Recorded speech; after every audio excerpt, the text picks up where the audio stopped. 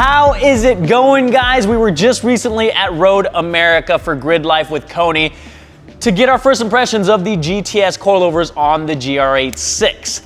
I'll have a video covering that later on. But getting out on track again after a long hiatus, it's been a while. I had to make the difficult decision to set aside the track stuff to focus on growing the business in hopes that I would be able to come back to it later on. But getting behind the wheel and taking the GR86 out on track has lit that fire inside me again and given me the motivation to, no, not go out and buy a car and do a track build quite yet, but we're gonna do the next best sort of cost-effective thing, which is build our first legit sim rig. Now, I've talked about this for a while. I actually ordered the parts a long time ago and they've just been sitting on the shelf collecting dust because I haven't gotten around to it. But what better time than now? This is gonna scratch the itch for a while before we cave and buy a track car. We're gonna set everything up in this space here next to the lounge area. It sort of just makes sense. I don't have much room elsewhere to set it up anyway, so this is what we're gonna go with, which means I need to move these Advans. For those of you that are wondering, I took these off because I didn't want them getting super dirty from the track day with the brake dust, so we ran the Apex wheels instead.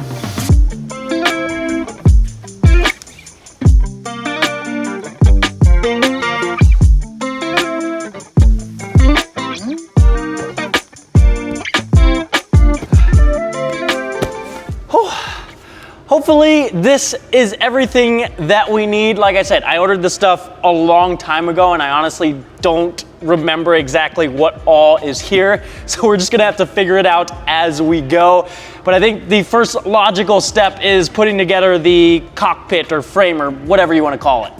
Supposedly, everything we need for the cockpit is in these 3 boxes. This is from a company called SimLab. They are based out of the Netherlands. They're actually a partner of the Mercedes-AMG esports team, which should mean this is gonna be a solid setup. This is the whole foundation to our sim rig, so you don't wanna cheap out and get a flimsy Amazon one, because if you do, your pedals and steering wheel are probably gonna move around on you. Plus, I'm gonna be mounting a pretty large monitor to this setup, and I'd like to have it properly secured.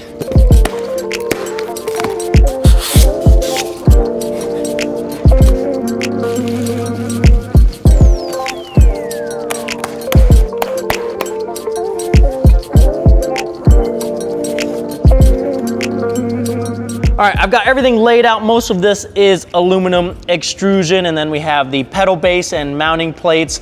Look at how thick this is. Like I said, this is gonna be super solid. None of the components are going anywhere. Of course, we have some boxes with the hardware to put all this together. I have never done this before, so we're gonna just have to figure this out together. We know that we need to make some sort of rectangular shape. I've got the instructions over there. Apparently we just need a 5 and 6 millimeter Allen key, a tape measure, a rubber mallet, and a flathead screwdriver, which I have over there. So we're gonna have to use these skills we learned playing with Legos to assemble all this. Speaking of Legos, I actually have a GTR that I need to put together later. All right, let's do this. We've got a ton of hardware here. Maybe this is why I've been procrastinating on this, but it's gonna be worth it in the end. I feel like we're putting together a piece of IKEA furniture, and to be perfectly honest with you, every time I've done that, I have done it wrong and had to take it apart and put it back together like it's supposed to be. I'm hoping I don't do that with this because it is gonna be a huge pain in the ass. Now, all this comes together in a really cool way. They utilize these slot nuts here that you can either slide into the end of the aluminum profile, or let's say you have parts put together and the end cap's installed and you realize you forgot to put one of these nuts in, you can actually just insert it into the opening here and kind of push it down and maneuver it into place. So not all hope is lost if you have things installed and forget one of these slot nuts, which is probably gonna happen to me. So that's gonna come in clutch.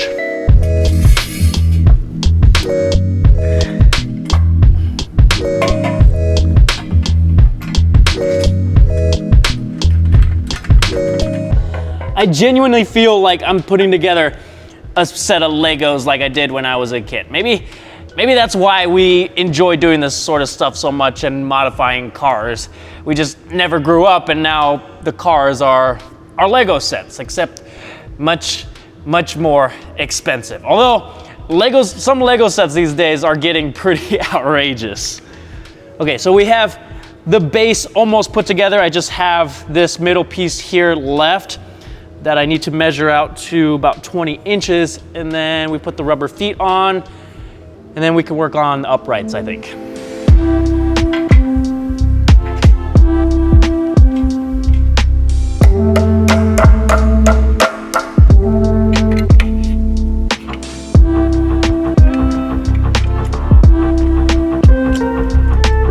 It's all starting to come together slowly but surely. The next thing we need to install is the pedal deck here. I think I might actually have this the wrong way.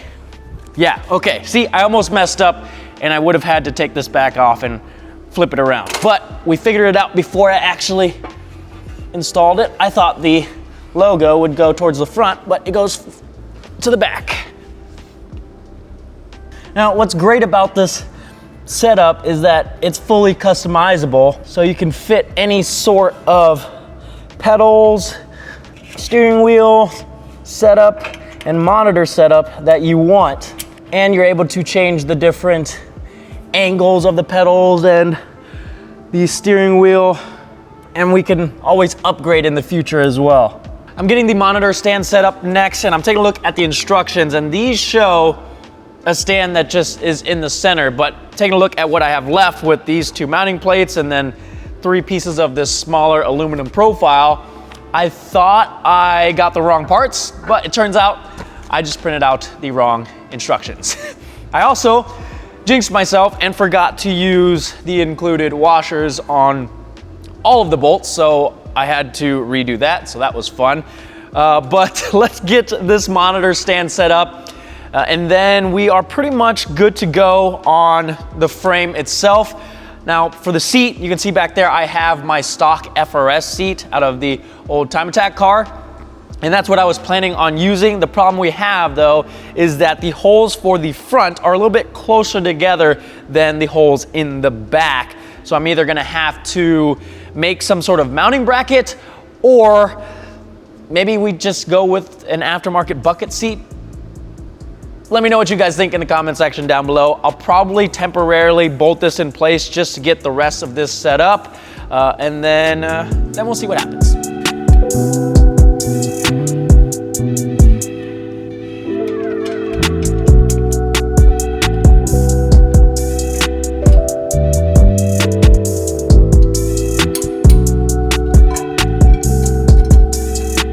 We're gonna go ahead and take care of the stock seat mounting situation we've got going on. Let me show you guys why we can't just bolt this onto the frame.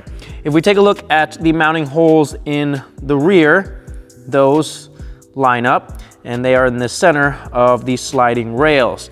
Same thing for the one on the right side front here. This is also in the center of the rail. But if we look at the front mounting location on this side, you can see that it is slightly off center towards the inside, so this doesn't line up with the profile on the frame.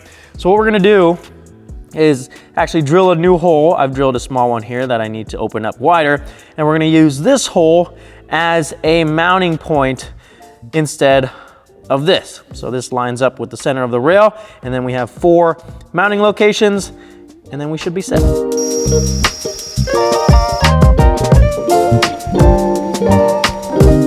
Let's see if this works.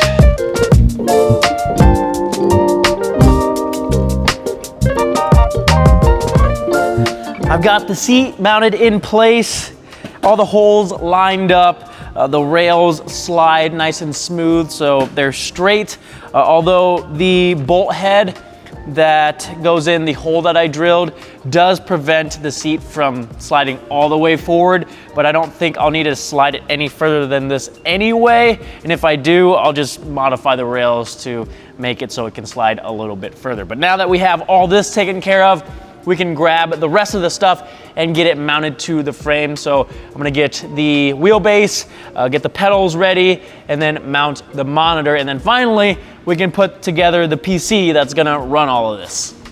For both the steering wheel base and the pedals, I decided to go with some Fanatic products. So this here is their CSL direct drive wheelbase with the boost kit, so it has a little bit more force feedback, which should be plenty for what we're doing. And it should also mount up perfectly to our frame here. For the actual steering wheel itself, I went with a pretty standard wheel and hub setup. So we have a leather steering wheel, we've got the flappy paddles and the controls in the middle here. What I could actually do is run my Sparco steering wheel with the Zestec hub, but we'll stick with this setup for now. You can also see that it's kind of slightly angled downwards and maybe a little bit too high. So I'll need to adjust the platform and the base here, but we'll do that later. For now, let's move on to the pedals. I've got the Club Sport V3 pedals here. I'm actually gonna install the damper kit on the brake pedal as well, because most of these pedal kits come with some sort of, I don't know what material it is, rubber or polyurethane spring. And this is what compresses when you step on that pedal and gives you the resistance. But with the addition of the damper, it's gonna feel more like a hydraulic system, and it's very easy to adjust using the knob on the bottom. Plus, this kit does come with a bunch of different springs to make this more or less stiff depending on your preference. So there's a lot of customization that you can do, and it's probably gonna take me a while to figure out how I want it exactly, but for now we need to figure out how to get this installed. Taking a look on the backside of the pedals, there's actually rumble motors on the throttle and brake pedal. I didn't know that was a thing, so that's cool to see, but we need to take this bracket off of this one and then install a new bracket and flip the rumble motor upside down to make room for the damper. We'll attach the mounting bracket to the base here. They've got all the holes already lined up, so this is pretty straightforward. We'll slide the damper onto the back and then install these bolts. I've got that damper installed, and there's actually an adjustment screw on the original damper that you can use to set the preload, so tons of adjustment on the brake pedal feel. I also just figured out that this kit comes with plastic and metal pedals, as well as these pedal extensions that I think I am gonna install because it's gonna bring the pedals out a little bit further away from these uprights. So I'm gonna toss these on here real quick, and then we can bring these over and install them onto the pedal base. I've got the pedals sorted out, so we can just place this onto the deck. Now this has pre-drilled holes specifically for these pedals, so it should line right up. Then I will grab the hardware. We've got the wheelbase and the pedals installed, so now we can move on to the monitor. Now, when it came to this, there were a couple different routes that I was considering. There's the VR option, which I actually really like, but the problem is it does take some getting used to. So if I had someone come in and sit down on the sim rig and they haven't been on a VR rig before, they may not be comfortable with it at first because it can cause some motion sickness. There's also a triple monitor setup, which is an amazing option, but it does take up quite a bit more space, and it's a bit more, or it can get a bit more expensive. So we're gonna stick with a single monitor setup just to keep things simple.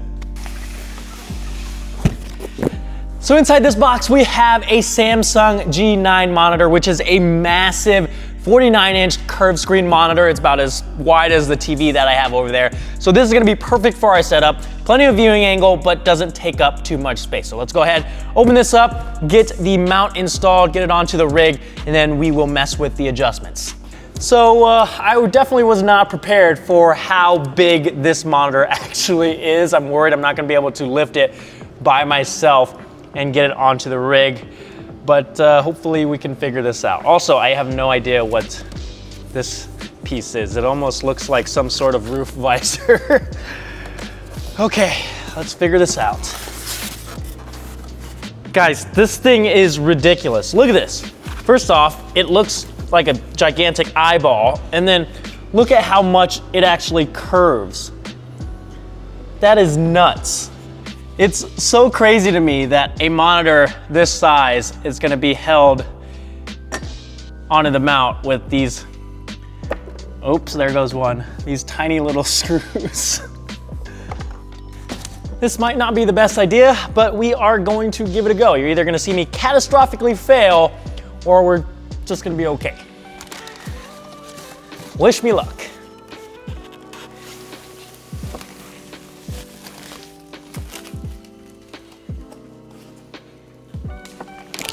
Oh boy. Okay.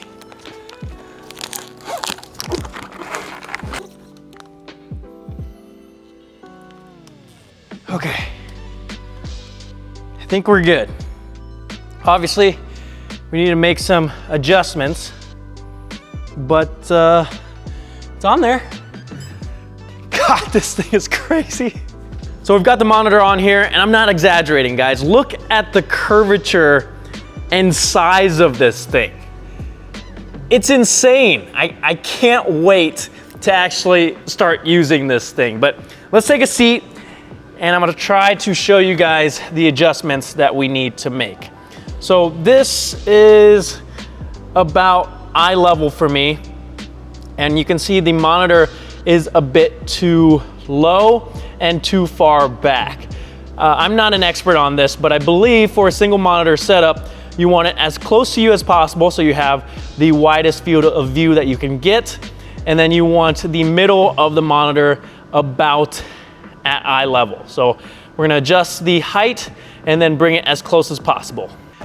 We've got the monitor installed and all set up, so let's talk about the components of the PC that's actually gonna be running all of this. I'm not gonna go through every single little thing because this is not a PC building channel, but I do think it's important to show you guys the major components so you can get an idea of what this build consists of. Now, I am by no means an expert. It's been a few years since I've done my last PC build, so I actually reached out to my good friend Nate. He's an IT guy, so he is more up to date on this sort of stuff. So huge shout out to him for helping me get all of this together. Hopefully I didn't screw up when ordering and forget something. But to start off, we have an ROG Z790 motherboard that everything is going to connect to, and we'll be running an Intel i7 processor with 32 gigabytes of DDR5 RAM. And we have a 1 terabyte M2 SSD to store everything, and the all-important AMD RX 6800 XT GPU. I also have a bunch of Corsair fans and a cooler, of course, with RGB lighting, just because. I actually want to add some RGB lighting to the frame of the sim rig, just for shits and giggles. We have some a Logitech keyboard and mouse, and we're gonna be stuffing all of this inside this Corsair 4000D tower. I actually have a platform that will mount to the side of the sim rig, which we'll place this on top of to get it off the floor and keep everything nice and tidy. So like I said, I haven't put together a PC in a few years. It's actually something that I quite enjoyed doing. So let's open up all these boxes and stuff it all inside this thing. We're gonna install the motherboard into the tower first. I know some people like to install some of the components onto the motherboard and then do this, but I like doing it this way just so it's secured in place. The motherboard is secured in here. Let's install our processor next. I've seen so many videos of people screwing this up and I always laugh at them, but now that we're doing it, it's kind of nerve-wracking. So let's not be one of those people.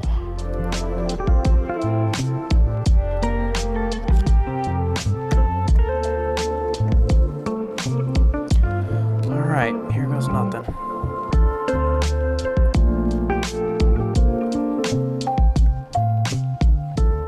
I'm paranoid, so I'm gonna double check. Okay.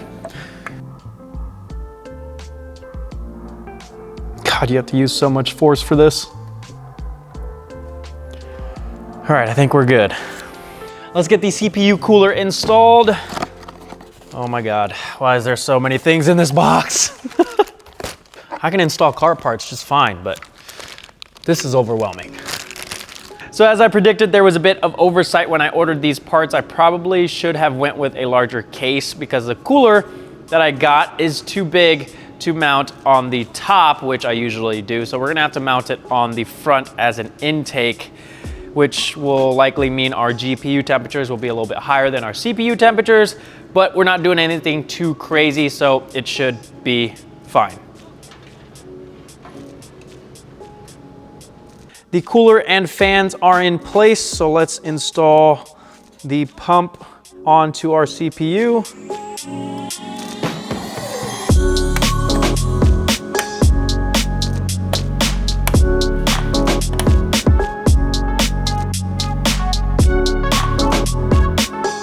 Time to install our huge graphics card. This thing literally just splits the case in the middle. I've got most of the major components installed into the tower. I still need to install the power supply, the rest of the fans, and then wire everything up, but I'm not gonna bore you guys with that. So I'm gonna go ahead and finish this, and once I'm done, we can bring it over to the sim rig and wrap things up. A few minutes later. I told you guys I'm no expert on this. I gave it a go, did some cable management here, did the best I could. It's not pretty, but hopefully it works. You know what? No, it's pretty on this side. It's pretty on the inside. That's what counts. Okay, yes, I just realized I'm an idiot and forgot to plug in the power supply for the graphics card. It's been a long day, all right? Give me a break.